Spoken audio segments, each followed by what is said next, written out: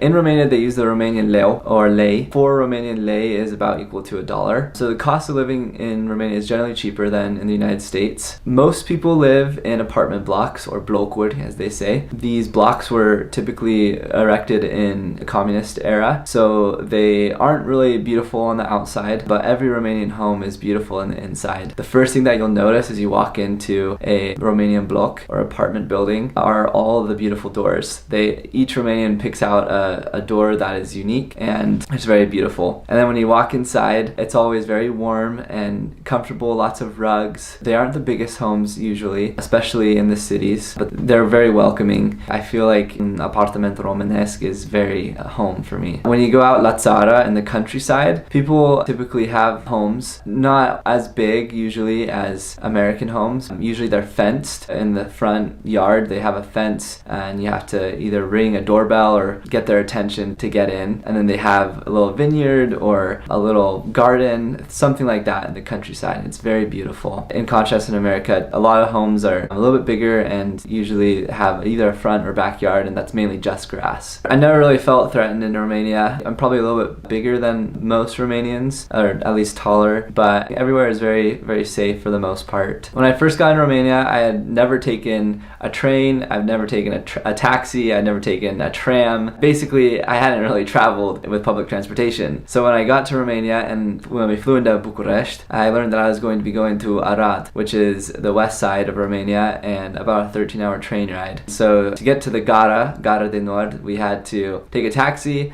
take a tram, take the autobus, and then get to the train station where we took a train. And I had never taken any of those means of transportation before. That was a huge culture shock.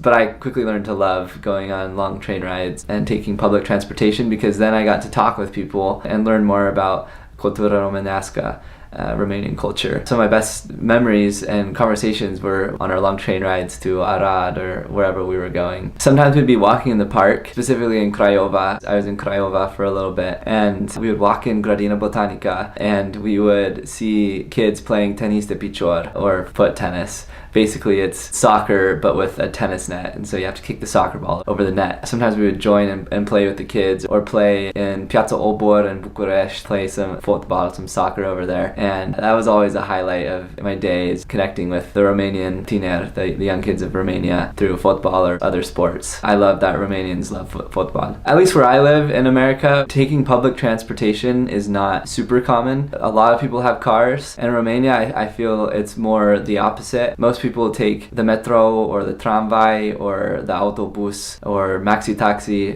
one of those, to get to work and to get around town. Believe me, if you're in Bucharest, you definitely want to be taking the public transportation, because getting around Bucharest in an automobile, in a car, is the worst thing in the world. It takes forever, there's traffic, it takes so long. So going on the metro is definitely the way to go in Bucharest.